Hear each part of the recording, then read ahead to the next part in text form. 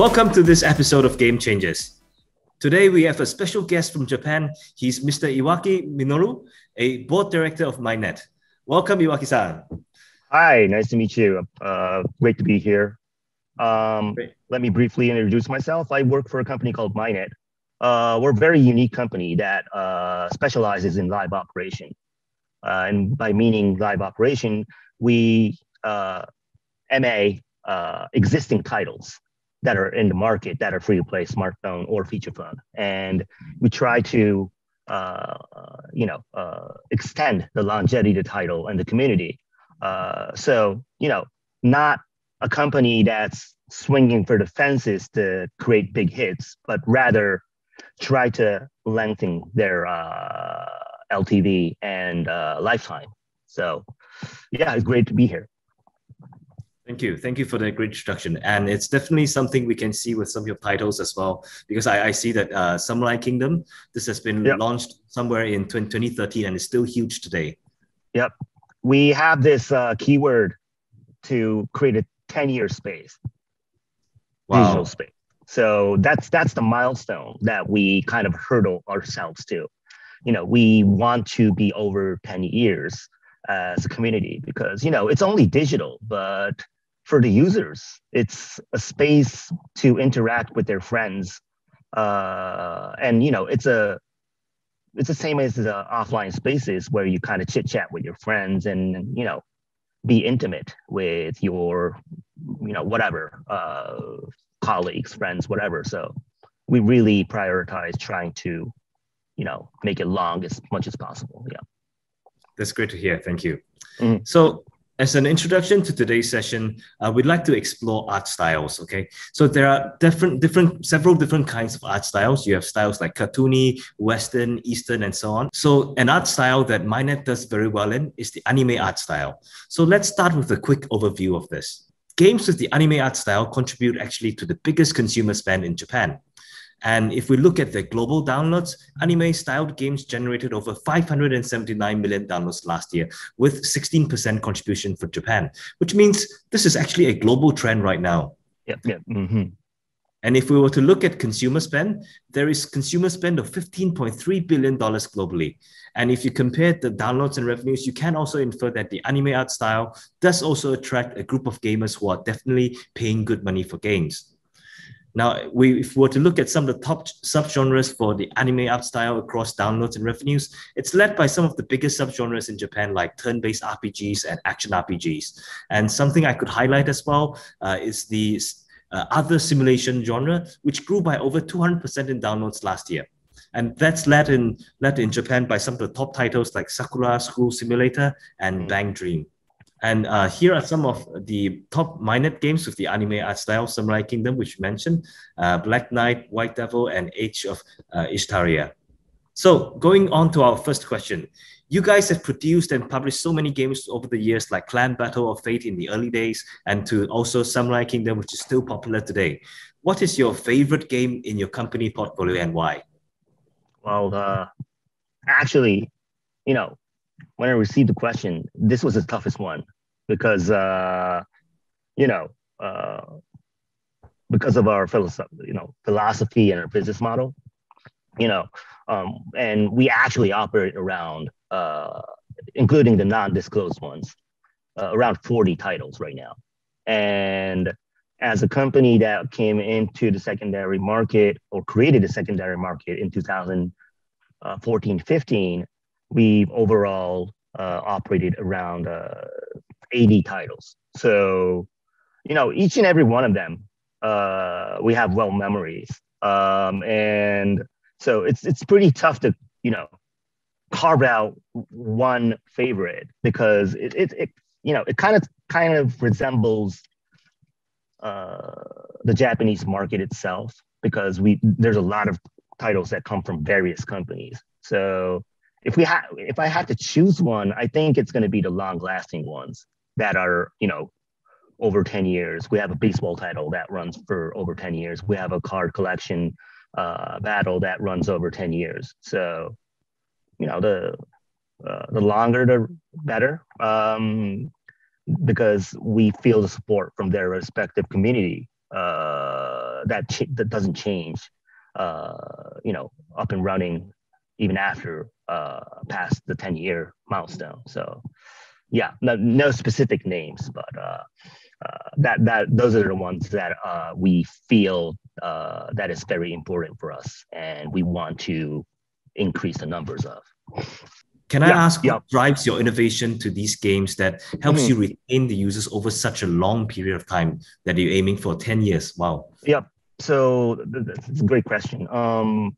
So that's the essential difference between usual game developers and us. So when you look at the gaming business model, everybody tries to, swing for the fences that could kind of, change your fortune. A la last year, Genshin Impact. If you have one of those, or let's say Knives Out, or PUBG, any major hit title could change the whole, trajectory of your company.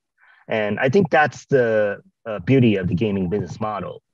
But if you aim for that, the internal development infrastructure would be all optimized, towards that individual success, right? And you try to make the best game hit title as possible by optimizing for that title. Every workflow and et cetera, et cetera. But for us, when we receive the title, it's usually over 12 months old, usually, and maybe older. All the volatility for that title revenue is gone. The outcomes, the jury's out already. So what we do is we don't optimize individually. We optimize it overall, across multi-titles. So that's if development, that's a really big change. You don't optimize for studios. You optimize, for, let's say, servers or design assets or illustrations, et cetera, et cetera. Every, value chain would be or should be optimized in an overall manner according to our business model. And that creates a better cost cushion, a better cost cushion for the title to create more longevity. So the philosophy is, I think, 180 degrees different, to optimize towards a big volatile success with individual optimization versus, we don't expect any, high-low ceilings and floors as a volatility wise, but at the same time, we try to optimize across multi-titles. And when we say multi-titles, it's like 40, 50. Theoretically, 100 or 200 should not make any difference, but should make the optimization more powerful as we, garner more titles into our ecosystem. Yeah, so it's a pretty big difference. Yeah. Sounds like a very unique and scalable approach at the same time. Yeah, I think so. And, we want to position ourselves to be supporting the ecosystem for the Japanese market so that the Japanese developers could move on to new challenges more smoothly. And at the same time, create a long-lasting title in partnership with us. So, our goal is to be a more integral piece in the industry down the road. Yeah. Great, thank you. So switching over to other titles outside of your company's games. Mm-hmm. So when was the last time you reacted wow to a mobile game, and why? Well, again, that's happened a lot of times over the years. I think it's one of, if not the most exciting market, the smartphone free-to-play market. And I've been here from the start, but if I had to name the most recent, it would be Genshin Impact from MiHoYo. I mean, that's a game changer. all games in a sense try to create their own reality, alternate reality within the digital space that people could live in, right? But to do that in that massive of a scale, open world, and do it cross-platform, at least for the AAA titles, the so-called AAA titles, I think the game has changed because you get compared with Genshin Impact. And yeah, so I think that was the biggest wow I had last year. Not just at the launch date, but after looking at the revenue or after reading the news of how much expense they spend on their live operation and stuff like that. I mean, they just keep creating a new standard every month. So yeah, that was the biggest wow last year. Great to hear. So you mentioned cross-platform as well. Some of our previous guests also thought that cross-platform could be the next big thing. So what are your thoughts on this cross-platform, or if you have other ideas of the next big thing? Yeah, next big thing. Of course, cross-platform should be the next big thing, one of, if not the most. And I think the next sure thing should be the next gen smart device. But maybe it's too far, maybe 2, 3, 4 years away. So might not be the next. And the areas that I've kind of had interest in, one or two, is since I was at Mynet as a CSO, I've looked into the broadcast at social networking service and how the community reacts, how non-players are so essential and critical to the gaming ecosystem. I think that area, so user engagement / non-player interaction. So in Japan, it's Mynet. In the States, it's Twitch. And it's come to a place like, where Gembit Technologies creates a Facebook title that everybody could vote and interact, the non-players. Or in Mynet, we do original games where, viewers could participate in the game. So that is something that is, it has to start from the beginning of the planning of the title itself. But imagine if you could really build an ecosystem that could interact users that are watching, let's say on YouTube or Mynet or Twitch, and make players feel more center of the interaction, or non-players allow them to enter the gaming space even if they're not good at playing, or even have not, actually you have to spend money to be good in some capacity. So imagine if players could interact without spending money that much, but have the same experience that the top guild has, or something like that. So that is a space where economics could expand without waiting the next gen smart device, or not spending on cross-platform play, because they're already there and they're already broadcasting. I mean, look at Mynet, look at, it's only voices, but look at Clubhouse, look at Twitch, look at YouTube. YouTube's becoming a bit old because it's not enough interaction. But yeah, I think non-player interaction with the players, I think that is the hot spot that a lot of innovation could be made. And so, I've spoken too much, so I'm going to cut off the second part. But I think the first interest, first and foremost, is the non-player area, community, SNS, broadcasting. A lot of young people, especially, are very involved. So recently, I've come across this quote from Netflix, I think. They mentioned that they don't just look at companies like Amazon Video or Disney Plus as their competitors, but they also look at Roblox as a competitor for the consumer time spent.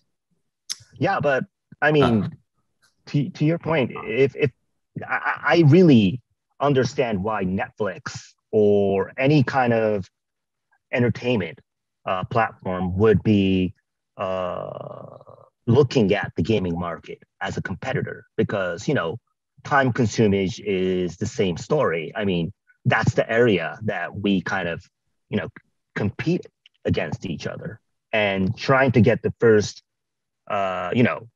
view of the user's eyeballs in front of the smartphone is something that is kind of become a battle royale. If it's an app, it's an app. So you have to compete against every app. But I think the other reason where they really think that we're a competition is because gaming is the only entertainment that is truly interactive. We need the players to make the content work. And that might sound odd from a movie industry, but that is gaming. And so every gaming broadcast is different when you play the game or when you talk about the game, comments flying around. And, that becomes a content. Not every content should be professional level. In that sense, we don't need Facebook or Instagram. So that's the area that gaming has been very strong, one. And the last, number two, is I think gaming is the only industry that is truly responding to that phenomenon of small communities pushing up the brand, how important it is. And what I mean by that is, let's look at pro sports or TV programs. You can't broadcast that. It crosses every single line of copyrights. But for gaming, when you look at even only Japan, there's a bunch of guidelines from each and other individual titles coming out that says it's okay to broadcast. And that has created big hits, not just for the mobile, but even for the console titles. So, interaction and the copyright problem is we're light years ahead. And I think that's where the scary part comes from. We're catching all the eyeballs, not just by pushing out the products, but letting users create content with that. And Roblox or Minecraft is at the front and center of it. So yeah. So Mynet and App Annie, we've been working together for quite a few years. So Can I ask, what's your main use case of App Annie? Yeah. So its overall use is to survey the market, of course. And what we mean by surveying the market is, in order for us to strategize the business, it's really critically important for us to be able to have a reliable source to survey revenue or other KPIs, active users, retention rate, a lot of KPIs that could be seen from App Annie. And it's not just to look at the numbers, but the consistency across the market, multi-titles that is comparable. And also, so that consistency and accuracy is something we really need, because when we try to strategize the market, we want to, survey the whole, size of the market, and then start to cut it down to tiers or segmentations, or how old is the title, how the KPI is doing. We need consistency and accuracy across the board, macro and micro. So we won't have any way to do that without App Annie. So it's very critical to our business. Thank you. Thank you very much for your support. Okay, so the next question, this is from one of our previous guests. He is Mr. Chris Liu, Director of Game Business at VNG, one of the top gaming companies in Vietnam. So he has two questions. The first one, let's take the first one first. So what are some unique qualities of Japanese users? Great question. First of all, great question. it depends on how you try to explain it, because you could look at the outcome, like the gacha business model, or like what you mentioned earlier with the slides of cartoonish artwork. There's a lot of outcomes that represent the difference, but when you look at the core and center difference, I think it's only that the Japanese language is isolated from the English community. So a lot of information does not flow out and does not flow into Japan. Like, for instance, I won't mention a name, but let's say there's some tech news site in Silicon Valley. I think like only 30-40% gets it, interpreted into Japanese. So we miss 60% if we don't speak English. So that is the essential difference that kind of creates invisible barrier that kind of creates our difference appetite of the content. And that's one. And the second is, I think Japanese people are very unique in a way where we really like to write down stories, fantasy stories. So when you look at cartoons, comic books, like novels, animes, indie and major, I don't think there's a really identical or country that does our storytelling in the same capacity. So we tend to move towards this storytelling genre, which is the RPG that started from Dragon Quest and Final Fantasy. So our main genre, for the US market, the main genre might be FPSs, right? Shooters or sports actions. And maybe in China and Korea, their mother market is PC to start off with. So it was MMO. But for us, it's turn-based RPG. So that is a very, very big essential difference when you survey the market. Right, it is not just turn-based, but I think Japan also kind of invented the love story RPGs as well. Yeah. You got a great point. And but at the same time, when you look at last year, when you look at App Annie last year, and look into the Japanese market, there's a whole big chunk of companies that are outside of Japan coming into the Japanese market and having great success. So I don't want to be a historian, but when you look back to the console years, when they were the major source of gaming, we had a much higher barrier in each region. But come internet and come smartphones, I think we're entering an era where Japanese people play shooter too. Japanese people play battle royale. Casual games too. Yeah, hyper casual too. We don't have many hyper casual gaming companies in Japan because we lack population. But to your point, so it's getting globalized. It's a unique path. We had all the original titles that only stay in Japan in the first place, but it's starting to dilute, and I think 35% of the market is globalized already, and it's going up. So I don't think what I mentioned should be translated into so Japan is a very hard market to go into. That's not true, because if it's a global hit, it comes in and it does well. So I think it's getting easier and easier to come in. So the next question is for you. So we want to give you this opportunity to ask a question to our next guest. Okay. It's a very general question, but it's a complicated and hard question to answer for myself as well. So I'd like to get some insight from another, pro. So my question is, here we go.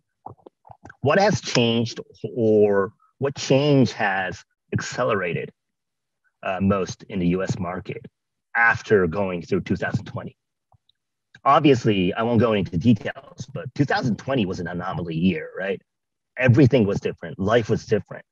So I think, there are things that are here to stay, or things that were to come, but arrived more faster because of 2020.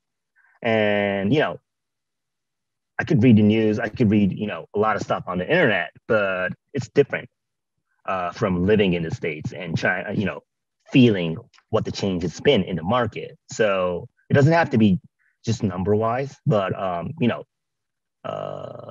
my question is, what's the major change, and what do you see as a market that has moved fast forwarded, or, what is here to stay because of 2020? Great. Thank you very much for that question. So we've come to the end of this episode of Game Changers. Thank you very much for your time in the chat today, Iwaki-san. All the best to you and Mynet for the year ahead. Thank you so much for having me. Thank you. Okay.